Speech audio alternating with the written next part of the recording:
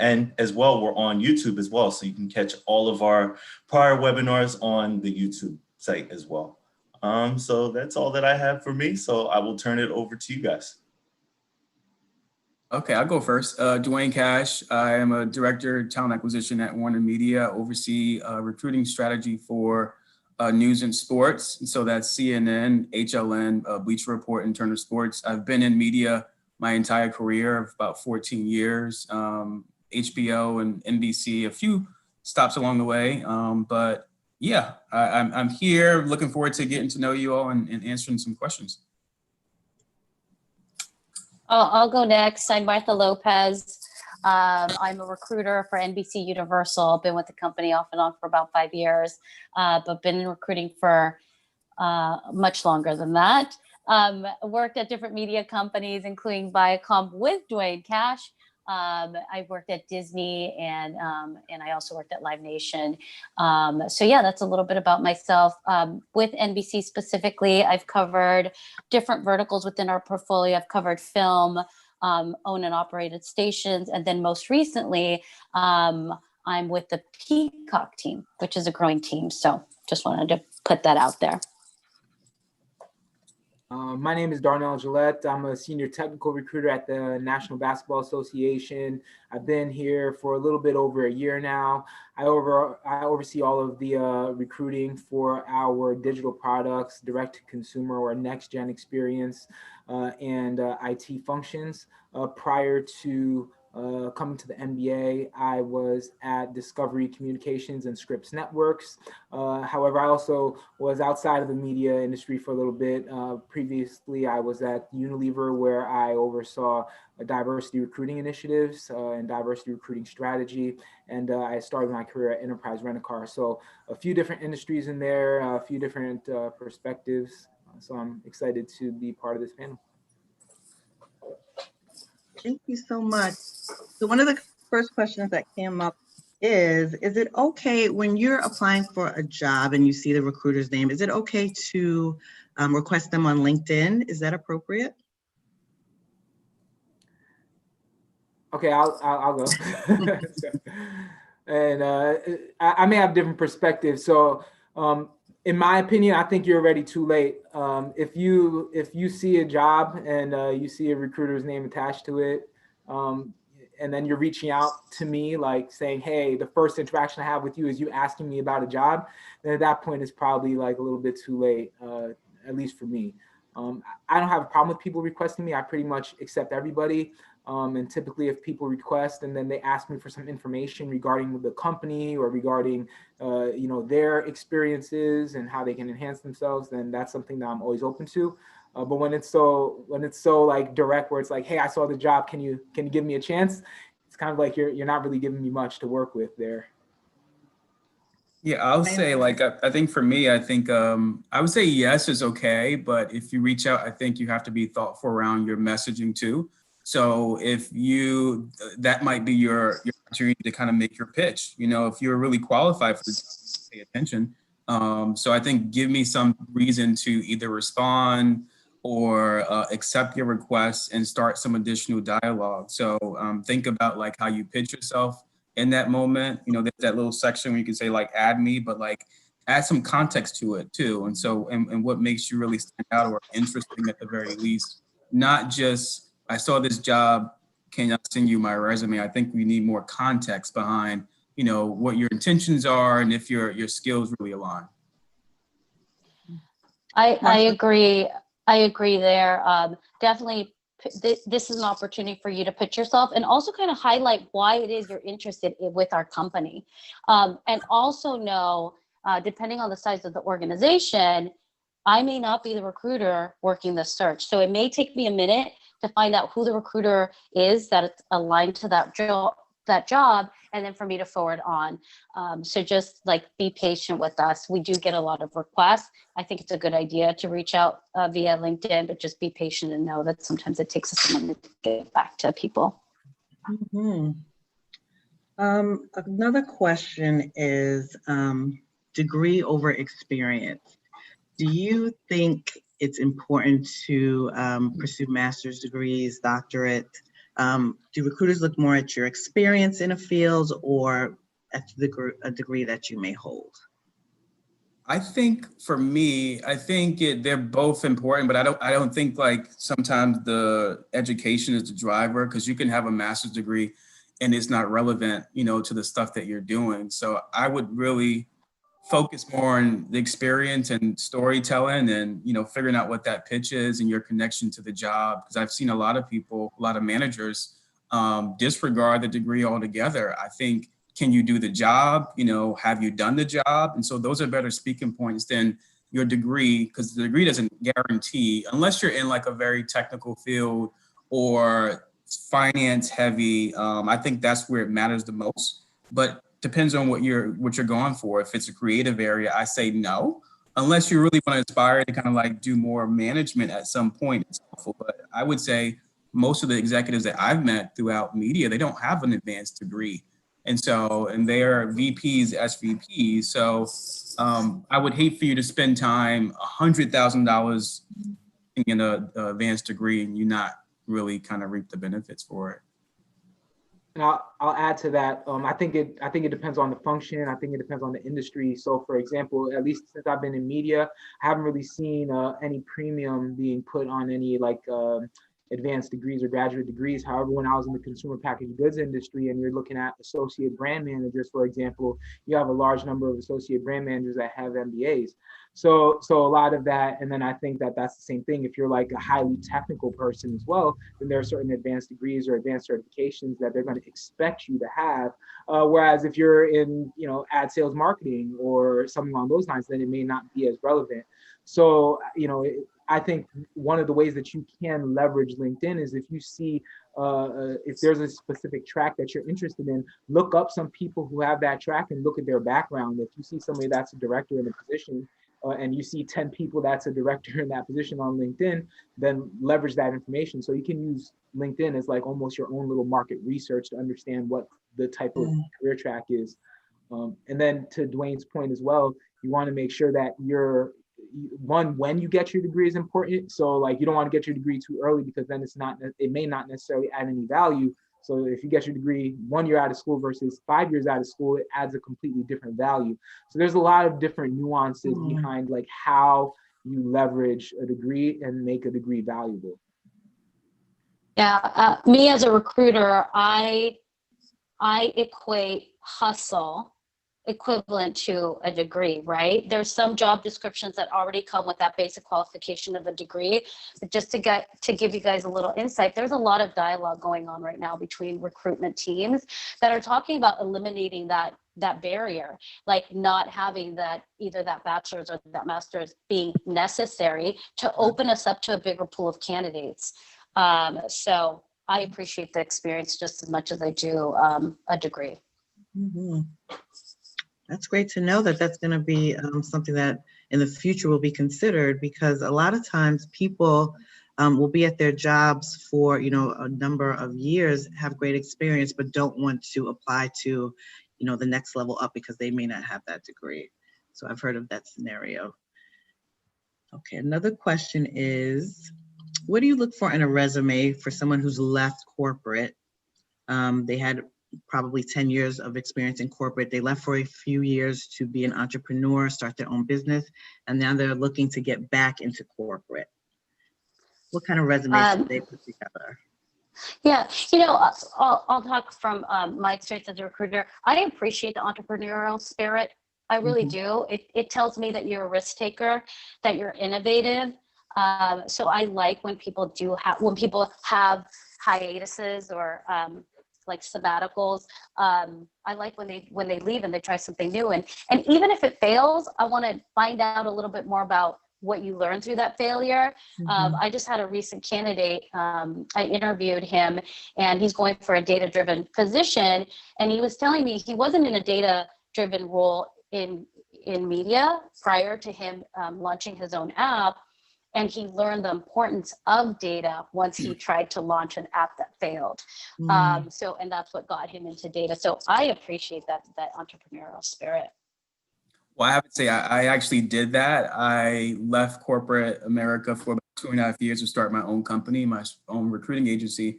but coming back, I feel like it made me a little bit more sharp.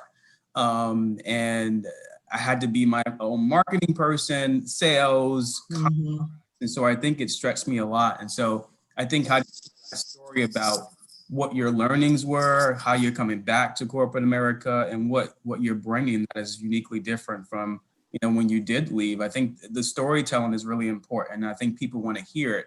I think they're certainly open to people with that unique perspective who are risk takers like Martha said, but I think there's so many good skills that you kind of like glean from those experiences, and it makes you a little kind of scrappy too, which is really good for startup environments, especially, for media when we're building out like new products, new services. So that creativity too, is really important. Absolutely. I think the key word that you said was story. You really have to get your story straight, and not just your story, but how your story aligns with whatever you're trying to do. I think when in entrepreneurship, if you're running your own business, you're pretty much everything. You are marketing, you are finance, you are accounting, you are tech. You're on Wix building a website, you're doing all these different things, right? So you're figuring all of that out. But if you present yourself, like let's say that there's a position that you're interested in, and you present yourself as like a generalist, you're going to be competing against people who are very specialized and putting all of their effort into like getting that one specific role.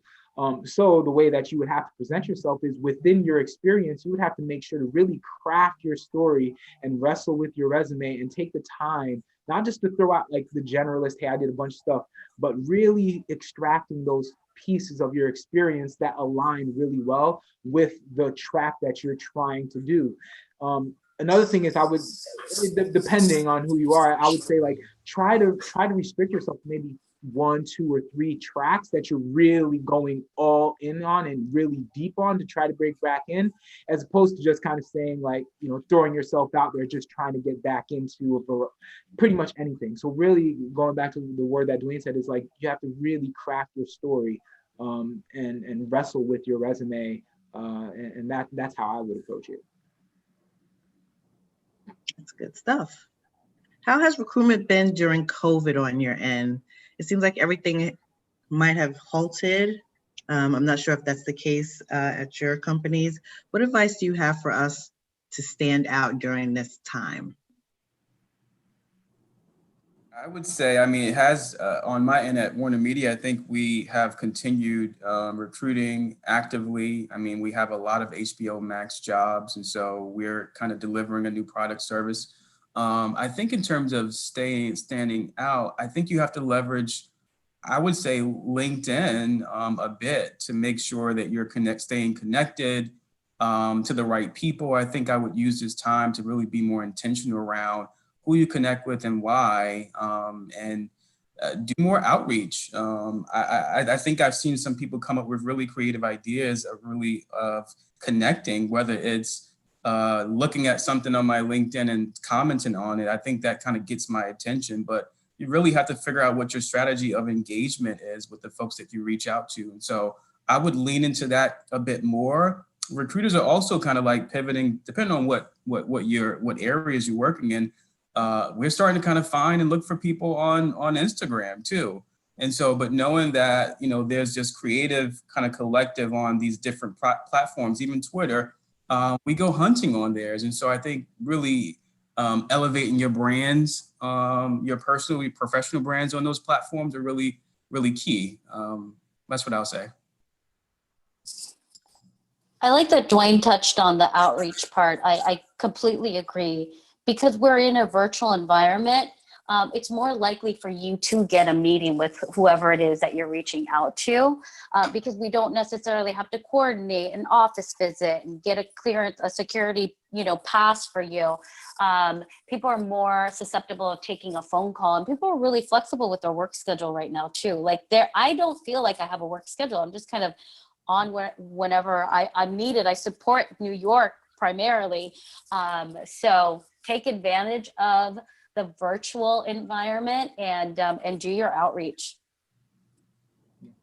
And I would say try to be as proactive as you can with outreach. One of the big things that I'm a proponent of is, don't just wait for a job to outreach to somebody. Maybe you just want to learn about somebody's career journey. Maybe you want to get some advice. One of the things is Dwayne actually, I remember he was one of the very few first people that ever gave me advice, and he doesn't even remember it. But I had reached out to him because I was trying to like transition into corporate, and I reached out to him on LinkedIn, and I saw his profile, and I was like, hey.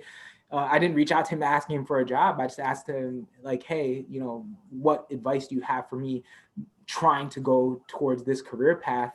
And he gave me some very pointed advice, because advice is something that he could give today. A job, maybe not, but advice, counsel, whatever, he gave that to me that day. So I would say try to be proactive and, try to get insight in this time. I think to also do it without being annoying. I think be thoughtful around like, your engagement strategy too, and especially when it comes to the communication, the messaging, and making sure it maps back to who you are and your intention. So if it's to network, if it's for a particular job, making sure that you really qualify. One of the things that I find that is a little frustrating is that people reach out, I saw this job, I'm interested, but they don't really have the connection. They don't have the experience. And then they have this expectation that you're going to help. And so I don't have time spending time on like trying to help you understand what the qualifications are, or why you might not be getting this job. And so I think some of that work you have to do on the front end and make sure that you are prepared, that you're ready, and then you're really attractive to this. Give me a compelling reason to really respond or reply. That's been one of the biggest frustrations. Is a difference between being able to do the job and wanting to do that job. And so I think people get confused about like, that's the job I want, but like there's no sort of experiences or skills you have to effectively do those things. It's more aspirational. And I think trying to find a way to fill in the gaps for yourself too. I'm going to add one more recommendation. Oh, sorry.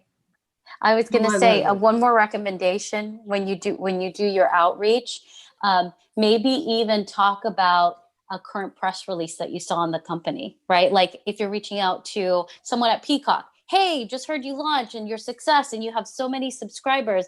That way I know you're keeping an eye on our company and you're not just blasting a bunch of recruiters looking for a job. Like I want to know that you really want to work for the brand that you are applying to, and you're well informed on what we're doing and our successes. Well, first off, I have to mention NBA Next Gen again, because Dwayne mentioned HBO Max and you mentioned NBA Next Gen is going to be amazing. So I'm going to throw that out there. So that's one.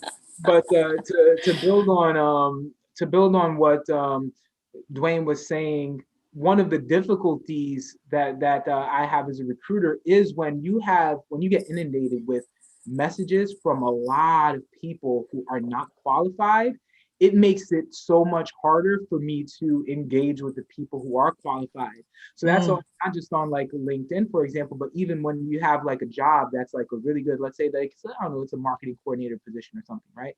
For marketing coordinator position, the difficulty becomes if I get 500 resumes and applicants, there are gonna be at least 20 really, really strong people in there. But I have to go through 480 people who are just like shooting their shot and have this aspiration. I get through it, but it just takes a lot of time to get through it.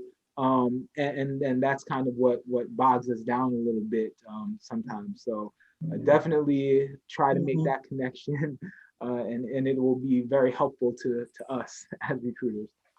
I agree. I think the only thing I'll add is to like when you apply to the job and talking about 500 resumes for a coordinator role, I think that's pretty, in a week you can get 1,000. So I think sometimes about the timing, you be one of those first people, maybe the first day or day two, because to Darnell's point, there may be 15 gems between the first 2 days, and I don't have to go back to the 500th person that apply for the role, because we have 10 people that we've submitted.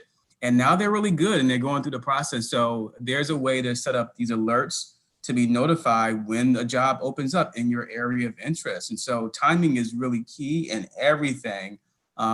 So be mindful of that as you're kind of career hunting and looking for the right jobs. Could you talk about if your company utilizes the applicant tracking system to auto screen resumes?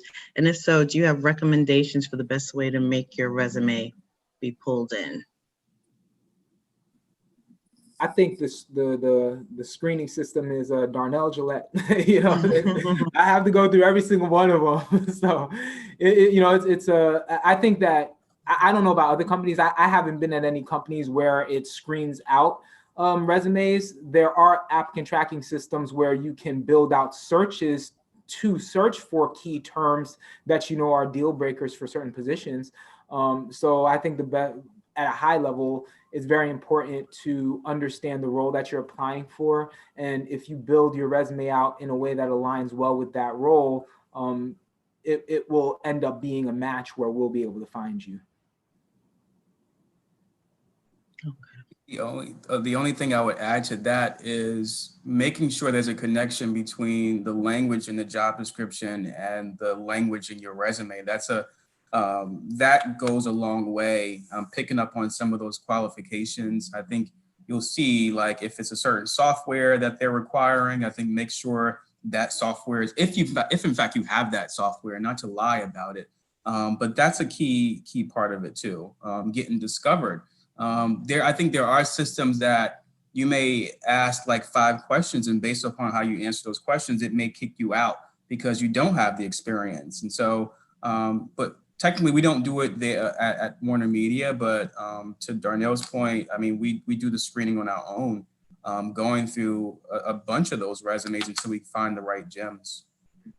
And also, for me, structure of resume is so critical, because when I'm like in the zone, if you have something that's like too creative, where it's like, oh, I'm trying to find, okay, what title was it? How long were you there? Like, if it's like weirdly constructed, it's just going to make me take too long, and I may end up moving on. Right. So that's something that's important.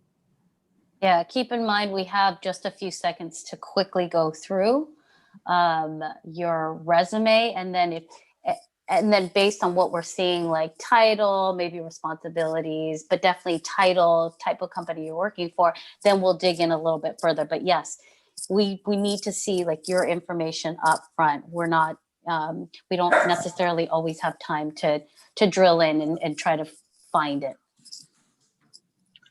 Do you actually read cover letters? No. Never read a cover letter. I don't. You know, I've sat on panels with other recruiters, and this question comes up, and I've never sat on a panel with recruiters that say they read cover letters. But guess who sometimes reads cover letters? Cover letters. It's the hiring managers. Sometimes the hiring managers are really impressed by cover letters. But I, as a recruiter, do not read cover letters. Actually, what I'll say is, instead of a cover letter, what's more important to me is kind of what Dwayne was talking about. I think the modern cover letter is like, what is your outreach message, right? So that's something that I'll read. So your outreach message and your thank you notes.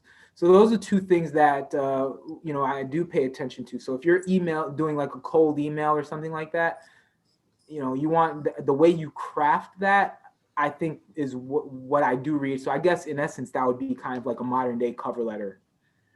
I want to add to Darnell's. Oh, sorry. I was going to say, I want to add to Darnell's point.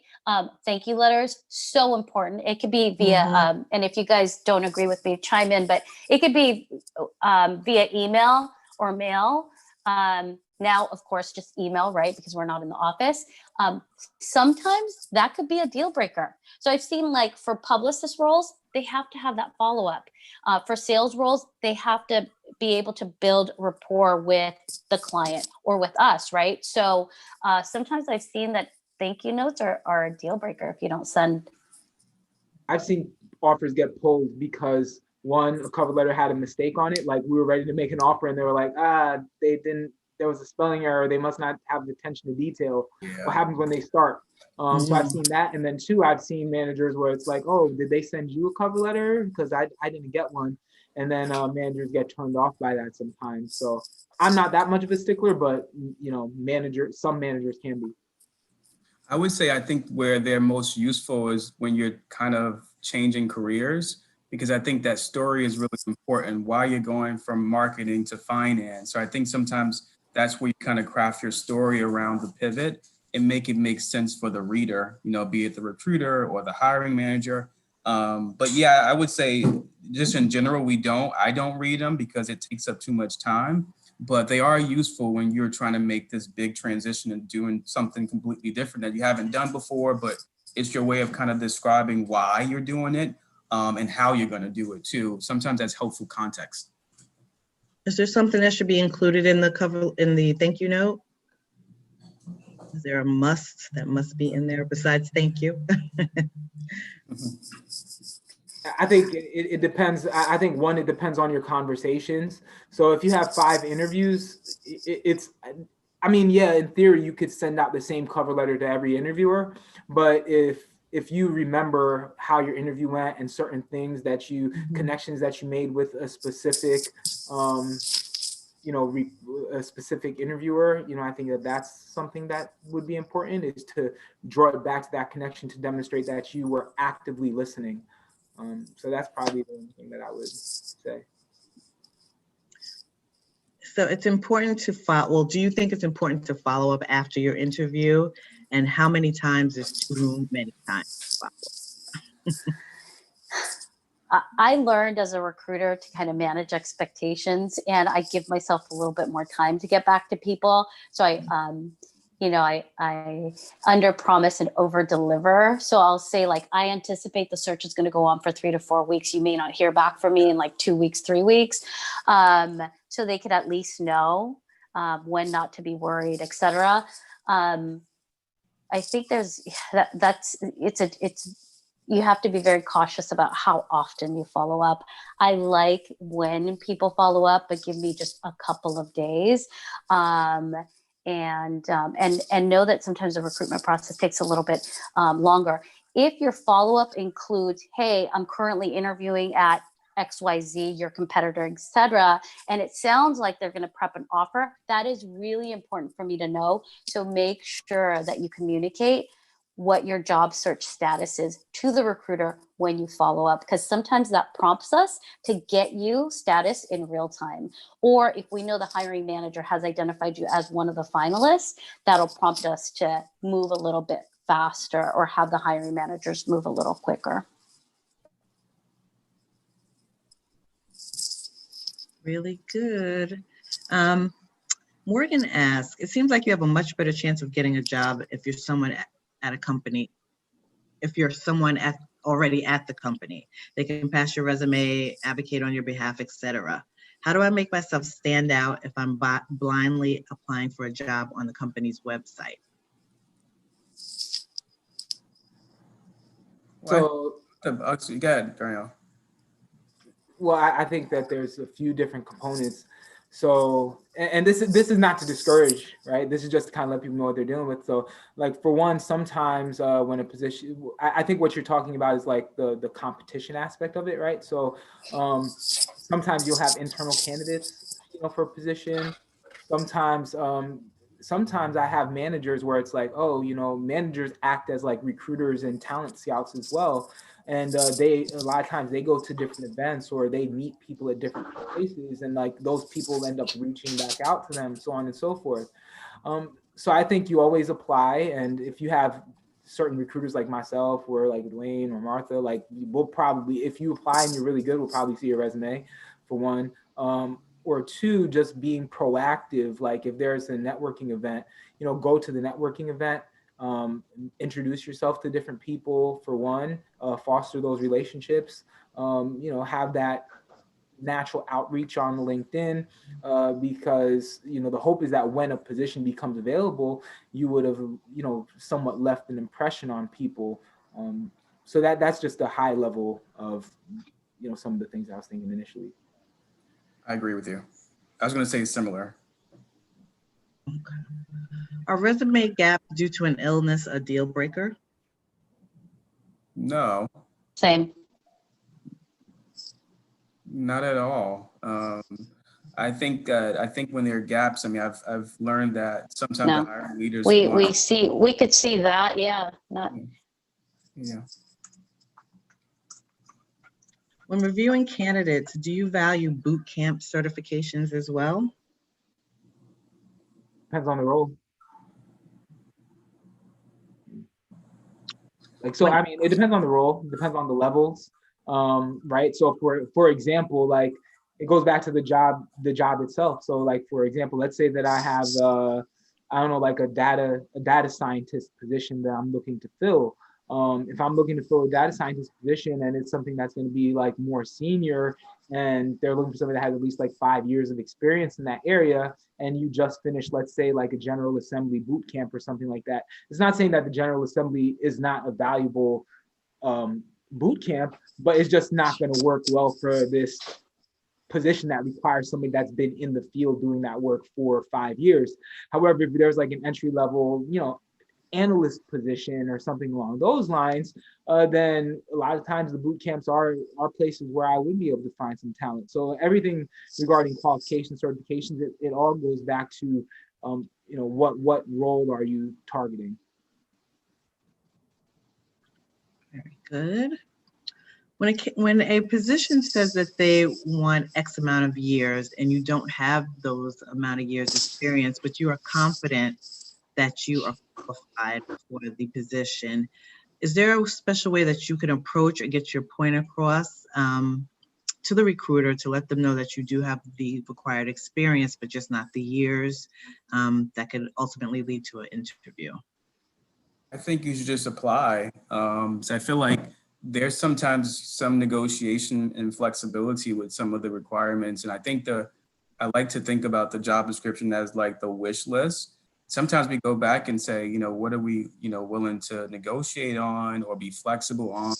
I've seen people get the job without checking every particular box, but they have, 75%, 80% they meet the requirements. And so I think looking comprehensively about their skills and the package and what they bring, I think that's far more important. I would really I wouldn't minimize the years of experience. I think they're important, especially if you're like, managing people. They want, demonstrated experience in that particular area. But I would say apply and let them decide, and let them tell you no or yes. But if they're asking for 10 years and you have 5, I mean, I think that's a pretty big gap. So I would pause. Okay. Outside of transferable skills, how do I stand out in the application process if I'm applying to different roles in a different industry? Different roles in a different industry. So, there, I Trying to mean, do a pivot, like a career pivot. Besides transferable skills, is there any other way to stand out? I mean, I hate always waffling, but it also depends on the industry because different industries require different things. So like I can give a certain example. So like I can give a few examples. So let's say that you're trying to transition from, I don't know, the CPG industry into the media industry. Sometimes you might have to make like a gap move before you can make that full transition, depending on the role. So maybe the gap move is like working at an agency, right? Because there's like a connection between the CPG and the agency, and then in the agency now you get some media clients or whatever it may be, and then now from that you're able to craft your experiences to transition into it. So that's like one method. Or let's say that you're trying to transition from like the media industry into the CPG industry, and you want to be a brand manager. And now in that situation, you might say, okay, let me go back and get my MBA, and then I can get an MBA internship because that's one of the tracks that they have there. And I believe that's the same thing for the finance industry and in tech as well, where they have like these MBA internships where you can transition in. So, I mean, that's just 2 really quick basic examples of transitioning, but there's like a million different ways that you can approach it. Those are the first 2 that came to my head.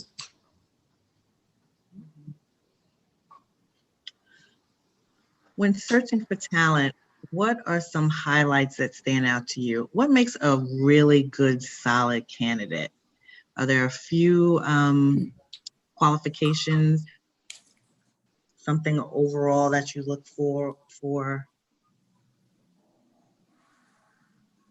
Can you repeat that? what makes a good candidate? Like, what is there a package? Is there something that you always look for? Is there something that a candidate must always have? They must always present themselves. What really makes a great candidate for you when someone's applying to a position? I would say for me, it's curiosity. That's really important for me. I think knowing or having a connection to the stuff that we do, staying kind of plugged in. And, you know, if in fact you're a student of the industry that you're trying to work in, I remember meeting with this young woman who had no media experience, and I couldn't understand why my manager was asking me to meet with her. But once I met with her, it's supposed to be a 15-minute conversation, and we talked for about an hour and a half. And connection to the stuff that we did, it was mind blowing.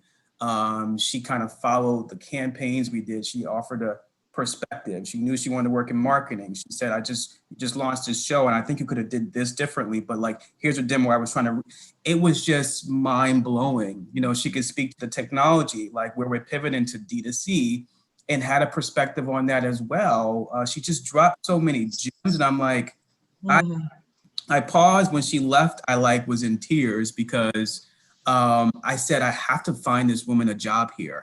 She's so good, and this off-paper experience doesn't really match like what she has on resume. But I think she was able to do such a good job at connecting to culture, to work, connecting the work back to the work that we're doing here. And I just thought it was it changed my mind on how I engage people. But that curiosity, even we're in touch today, and I'm still looking for her a job at the company. She was that good. And I was just overly impressed that she did above and beyond her homework on anything. So yeah. Dwayne, maybe you should pitch her over to me if she's still on the job market. I might. You might get an email from me tomorrow. Keep in mind too, with that question, I think there's two different things. Like there's how do you present a great candidate that's on there's two steps. Great candidate on paper and then great candidate in person. So these are two different ways that you approach this as well. You know, so to be a great candidate on paper, there are certain minimum things in terms of how your resume should read, how it should align, so on and so forth. And then so that's something that you really have to wrestle with. And then there's the interview process, which is this extreme preparation and domination over your own story. You know you better than anybody. So, you know, those are the two sides that somebody, I think, a great candidate typically has a mastery of. There's a question. I would say one other thing, because I've learned that in these days and ages, a lot of people get resume help. They'll hire someone to write their resume for them, and then they don't know really how to speak to the resume or speak through their experience. And so owning your story, to Darnell's point, you know your story best. And so when you figure out this bullet said you did that, and I think I've seen people fumble through that because it's not their language. It's their words, and it looks like a beautiful resume, but making that connection and making sure you can speak to everything that you have listed on there, you know, at length.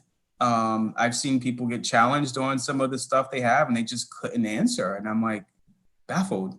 And so I think they could very well have the good experience, but I think if you're not able to articulate or tell that story around your experience, I think you lose. At the end of the day, we're thousands and thousands of interviews in, right? I would say probably. Yeah. So you're not going to trick us. So you really have to. I always say wrestle with your story. And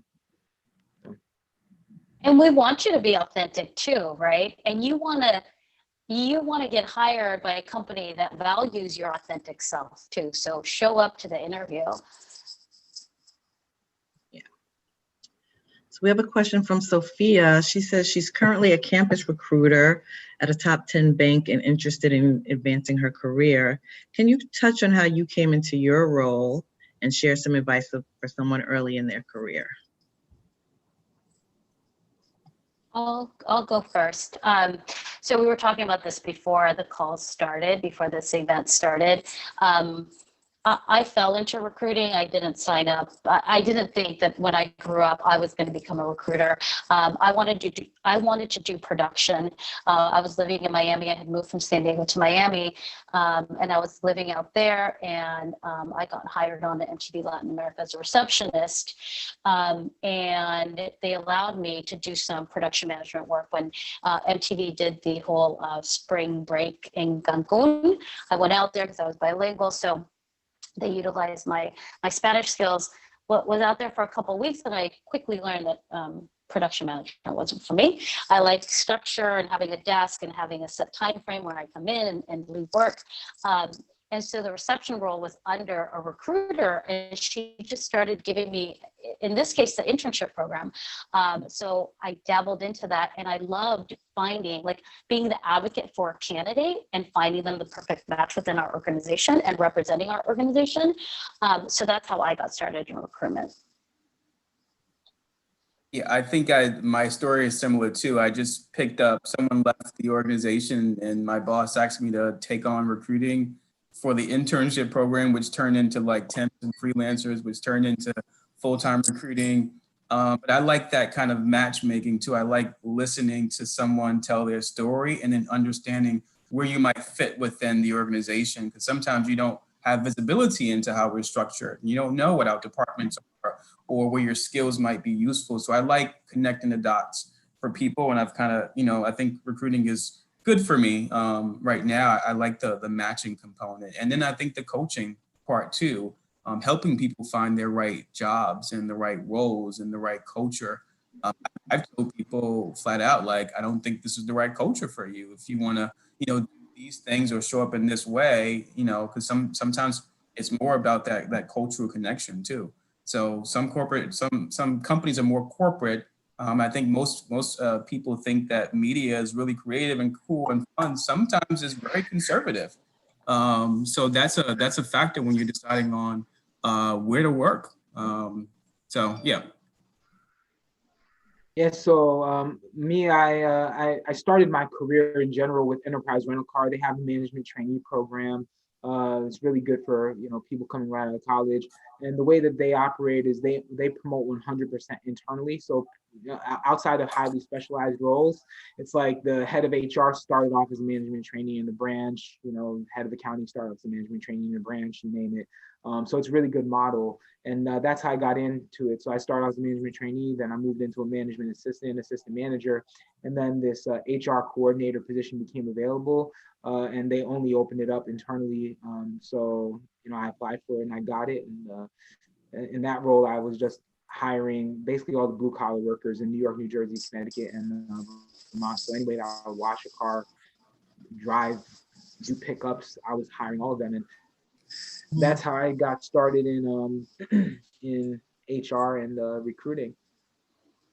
Good. Are there any certificates or professional organizations you would recommend for HR professionals? It's Sure. funny. Yeah. It's funny. Well, to extend the story on, there was a point when I was at Enterprise, and as I love the company, you'll never hear me say a bad word about it. But there was a period when I was like, I know this is how Enterprise does it, because they run like a tight ship. It's just like clockwork. I don't know if it's still that way, but it was like the easiest like processes ever, smooth. And I didn't know I wanted to transition into another industry. And that's actually when I reached out to Dwayne, and I was asking Dwayne, like, hey, how do I, this is what I'm trying to do. And what I ended up not taking your recommendation, but I actually give your recommendation to many other people. And he was like, hey, a great way to get into recruiting is if you go into the agency side of things. So, that was another piece of advice that I got. So sometimes if people are trying to go into HR, and just get some experience under their belt, I'm like, hey, never know, maybe you can get into agency recruiting as a entryway, and then once you get into that function, then you can figure out how to navigate through the function and through different industries. So it's kind of like a game. That's how I view it, like a puzzle. I also want to add, like, if you're well into your career outside of HR or outside of recruitment, that's fine too. What I've seen, what's actually surprised me these last couple of years, I've seen a lot of So I mentioned that I worked with news stations. I was a recruiter there. Most of my team, they were previous news producers before going into recruitment. So they understand that news profile so well. It makes it really easy for them to recruit in that space. So know that even if you specialize in a different area right now, you want to make the transition over to is, you know, the profile that you're going to be recruiting for very, very well. You speak the language. Mhm. I think that's a good point. I think I have two people on my team who worked on the producer side for news. And so I think they're very valuable. So they transition pretty nicely. They know the profile, they know the industry, they have connections. And so it's just really a good transition from, you know, creative to like being on the recruiting track, knowing this and having this connection to the business. And to add to the connection to the business, being involved in, like, for example, if you're involved in the ERG or PRG, that's a great alignment as well, because a lot of times the ERGs will work employee resource group or affiliates, or they're called a million different things, but they'll work very closely with HR on a lot of different initiatives. Additionally, depending on the type of company it is, if they have campus recruitment teams that typically have like business individuals that go out to campuses, that's another thing that you would want to get involved in as well. Because then if you're like on a campus recruiting team and you're lead on a BRG, you can figure out a way to craft that into your experience to align with certain different types of HR roles as well. So those are a couple of other tricks to just get some experience. Good stuff. What is the best way to prepare for an interview?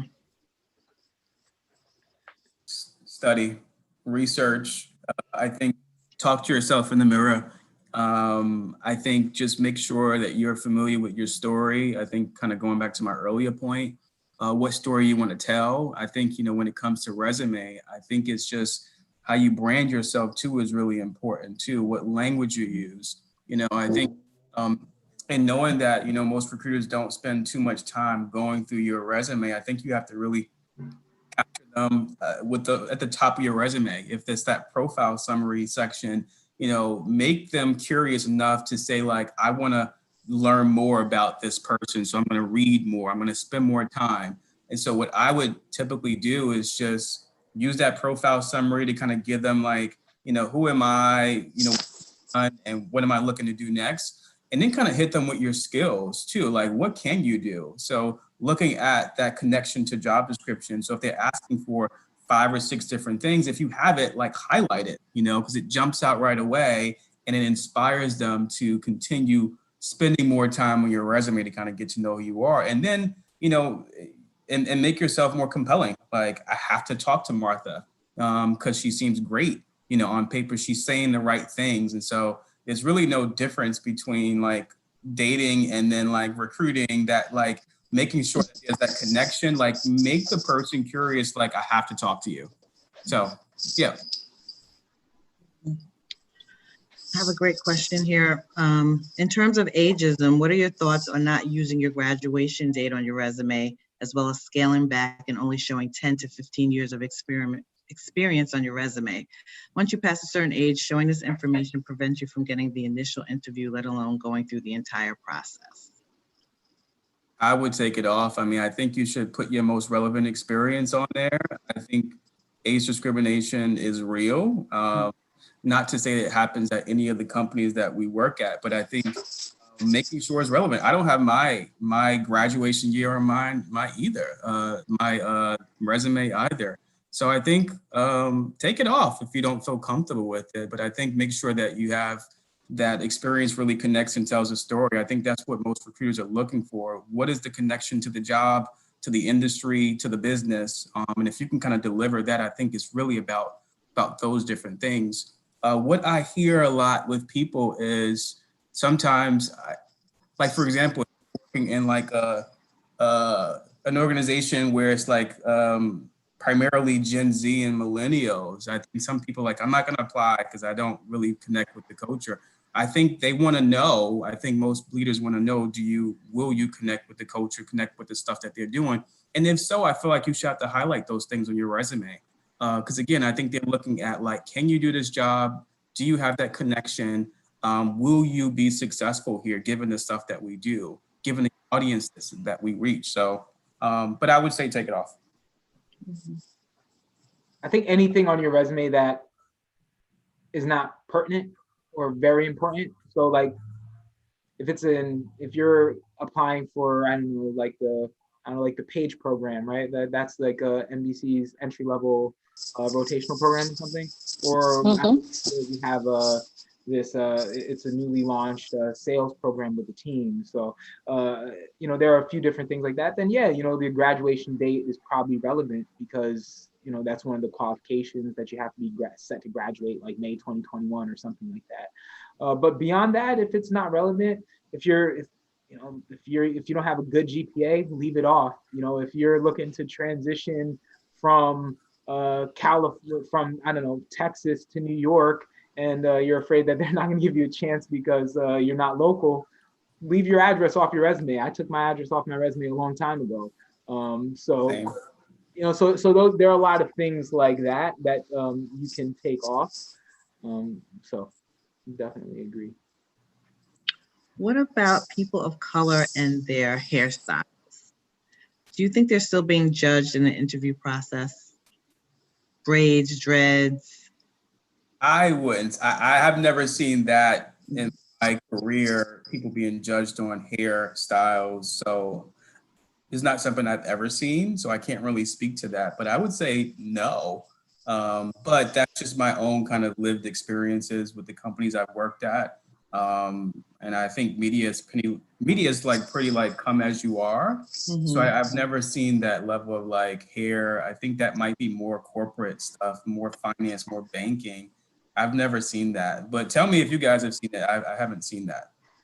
Yeah, I agree with Dwayne. I've seen the reverse. I've seen people change their hairstyle once they start with a company that I work for. So like at MTV, I spent a lot of years of my career at MTV, and I would see, new hires coming in, and a year later they looked entirely different, whether it was like they were tatted out or like they changed their hair color. But that's the beauty of media. Like you can be your authentic self. And I always make sure to align myself with companies that do embrace differences. So I've never ran across that experience as well. I've never seen that happen. I will say that I don't know if I've seen it happen, but I'm guessing it probably has. Good answer. But I pay attention though, and I do push back sometimes. So I always keep hiring managers honest. So Yeah. What do you think about the new trend of having your photo on your resume? I guess my question is why. So like, if you go to a career fair, right, then maybe it does make sense to have your photo on your resume, because if you're at a career fair and you literally are in a pile of, all the campus recruiters are literally seeing 500, 600 people coming up to their table, then yeah, maybe that's the way to help them like remember their conversation with you in addition to what's on your resume. But outside of that, I guess my question is why. It goes back to what I said before. If your address is like, take it off. Your GPA, take it off. Your grad year, take it off. I don't really see the value add. But I could be wrong. I don't know. Maybe it's I just haven't recruited for roles that people care about that for. Maybe, I don't know. I think the only thing I've heard about that from other people, like just in my friends, was that what message are you trying to send? I think the people who've had their pictures on their resumes have been like, they're typically attractive people. Are you using that as an influence to really make the connection with the hiring manager or the recruiter? So I've heard mixed things about it through just my personal circle, because people are starting to do it more and more. So yeah, I don't have a personal opinion on it though. Okay. Is a profile summary similar to an old school objective? Any recommendations on what to put in your summary? I would say for me, what I tend to look for, I think just who you are, and I think summarizing like three lines or less, I think that's the information I'm mostly concerned with. I think who are you, what have you done, and what are you looking to do next? I think that's a good way to approach that summary. Or about me. You can get creative with what you say in there. I've seen some really interesting things But some of those things really tie back to the business, you know. So if you're looking at creative people who are looking to pitch and develop, I think their resume should be creative. It shouldn't be a standard kind of resume. So knowing the culture, knowing the company, knowing what the expectation is, and your resume should really match the job you're going for. But who you are, what you've done, and what you're looking to do next. I think you have to hit those points for me early on. I don't want to have to guess what you want to do or how it connects back to the stuff that, you know, we do here. You have to spell it out for people. Mhm. I would, to add to that, like for me, the trick that whenever I give, you know, coach people or whatever it is, one of the tricks I say is like, make it pop, because the truth is a lot of recruiters are shallow and we're moving quickly. So like in my mind, I tell people to craft their summary of qualifications or about me in a way where it's like, okay, if you know that there are certain like certifications, like if it's SQL and Tableau and whatever, like I'm like, figure out a way to throw it at the top. If you have worked with like huge clients that are big names, that are recognizable names, or big time projects, like throw it at the top. Like figure out a way to throw it at the top, because then that's gonna say, hey, if I was gonna give your resume 2 seconds, you know, now I'll give it 3.5 seconds, right? So that's something, that's a trick in my opinion, is like, how do you make that pop and grab the recruiter's eye to say, okay, you know what, I'll go to the next line. Yep. Right. We only have time for about 2 or 3 more questions, so I'm going to do like a quick fire round here. Can resumes be more than 1 page? Yes. Does it have to be? That's my question. It can be if it has to be. They can. It depends on. I love that. Or you're breaking up. Were these fire rapid questions or do you... No, that was it. I love that. You broke up a little Does bit. it have to Okay. be? Sorry about that. That's my answer. Does it have to be? Like, because a lot of times people think their resume has to be more than 1 page, and then it really doesn't. But if it has to be, then yeah, I don't have a problem with it at all. It has to be, I think to your point earlier, is like, is it relevant to the job you're going for? If it's not, take it off. You don't have to list your internships from 15 years ago. It doesn't really hold that much weight. And are you being efficient with your space as well on your resume? Because if your structure is off, then the length might be off. So, I mean, there's a lot of different, there's a science to it, you know? Is there a, so when negotiating an offer, is there a more respectful way to do it? Do you just go all in? Do recruiters get offended when somebody counter them? I don't, and there's some roles that I expect you to negotiate, right? Like if your role is gonna have that element, if you need to have that competency for your role, say it's like a sales role or even a marketing role where you're having to influence other people by pitching the story or data that you're presenting to internal stakeholders, like I expect a little bit of negotiation. It's interesting to see like the people that negotiate and the people that don't. I often get people apologizing before they negotiate. You don't have to apologize. You don't, you go for it. You talk about your worth, and as a recruiter, like I'm your advocate. You give me your pitch as to why you should, get a bump up, or even inquire about some wiggle room. I can tell you up front, like this is, my best and final, or et cetera, but absolutely take advantage of that opportunity when you're given an offer, and don't apologize for it. And it's so important. So there's 2 different ways that you can. But be reasonable too.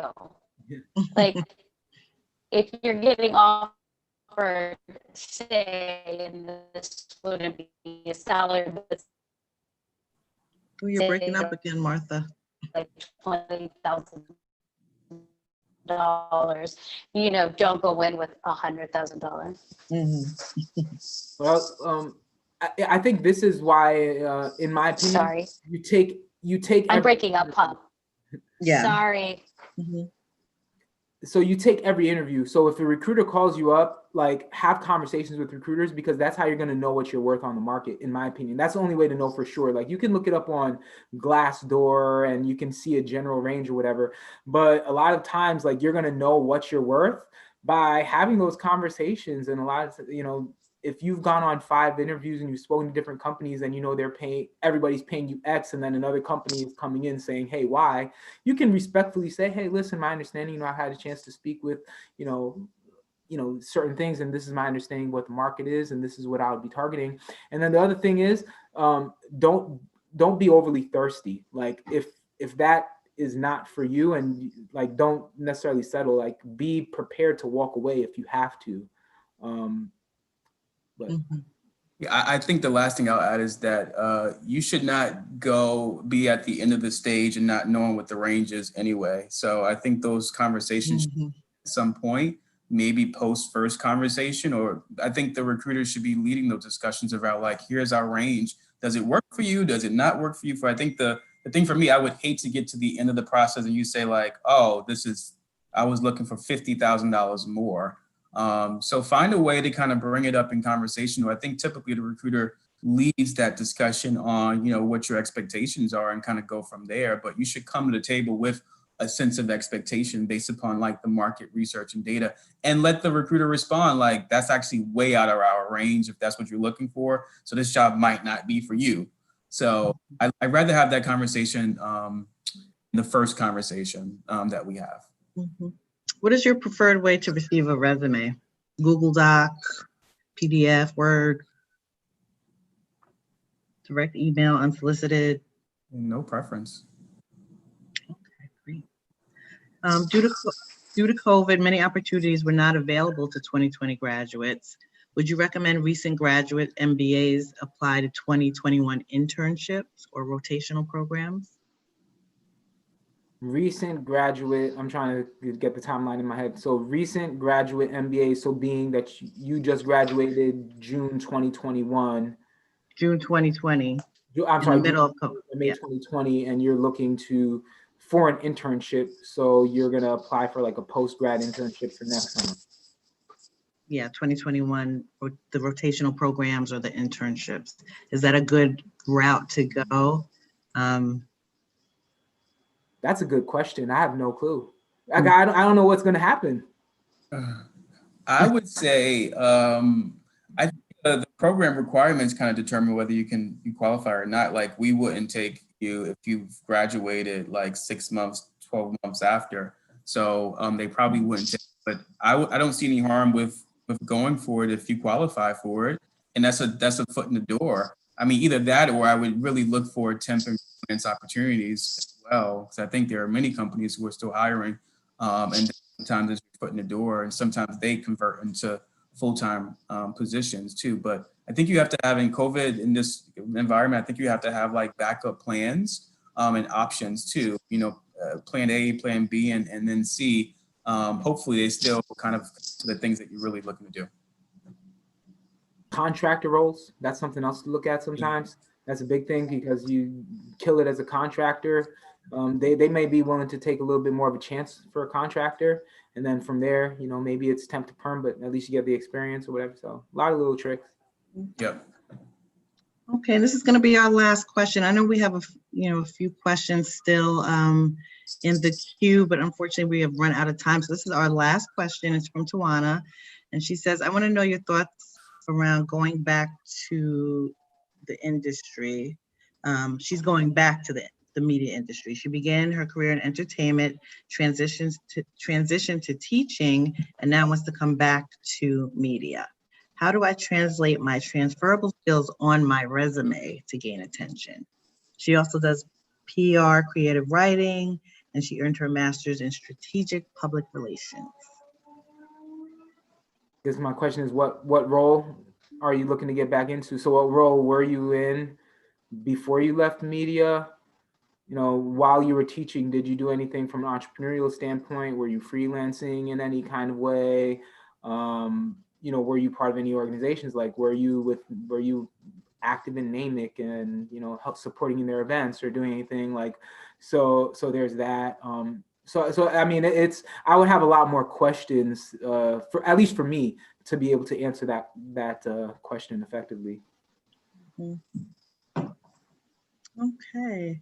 And someone asked the question, and I actually can answer the question, and you guys can answer as well. How can they get onto a board? How can they work their way onto a board? And I can say, just start volunteering with an organization that you're interested in being on the board. I started off as a volunteer, and then I became a programming chair. And then I was voted in as vice president, and now I'm president. So just being very actively involved in the organization that interests you, volunteering, getting to know people in the organization, and yeah, just kind of work your way in. Do you guys have anything to add to that? No, that was good. I want to be on a board too, so thank you for the, Oh, yeah. the advice. Good. So I think Martha was having technical difficulties. Here, let me come back on here. But I want to thank everyone for attending. There were so many questions. I'm sorry we couldn't get to all of them. Let's all connect on LinkedIn, stay supportive of each other, and see if there's any other ways that we can assist. Next week, we have our second session, which is the Big Ask, which centers around contract negotiation, everything negotiation, promotions, asking for your promotion, asking for those raises, your offers, all of that. So join us next week for that. And then the week after, we have digital etiquette, where we will talk about presenting yourself for your interviews and things like that. So we have a lot going on for Virtual Career Month. I'm so happy that you all were able to join us. Dwayne is so active on LinkedIn. He gives good advice every single day. I'm looking at his posts. I'm taking notes. He's preaching. He's dropping gems. Please follow him on LinkedIn so you can see all the great stuff. Darnell actually was part of our board. I still consider him a member of our board. He helped us out for the past couple of years. So Darnell is a great resource as well. And Martha is wonderful. We're going to be doing something with her and Peacock towards the end of the month. So look out for that as far as recruiting and events. So we look forward to connecting with you all. Please feel free to share this event. It's going to be on our YouTube channel. Share this with your friends and your colleagues. And any last words, anyone? Anyone from our panel? Thank you so much. I appreciate all of you participating. This was great. Thank you. I've learned some things too from the other panelists too. So I appreciate Martha and Darnell. So thank you. Thank you so much for having me. I really appreciate it. It was definitely enjoyable, and hopefully we'll be able to connect a lot more in the future. Martha, Dwayne, I'm glad to be connected with y'all. Yeah, hopefully next time in person. Yes. All right. I look forward to the day. My goodness, when I can see everybody in person. Yeah. And I guess last word from me, I know a few people have been asking about where you can find more about Namic, namic.com to be a member, namic.com/join. And then on the local level, you can find us at namicnewyork.com.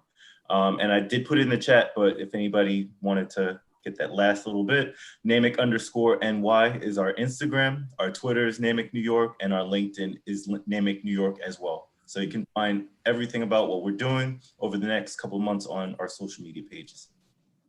Wonderful. Thank you. Everyone, please be well, and we will see you soon. We'll see you next week. Thank you. Bye.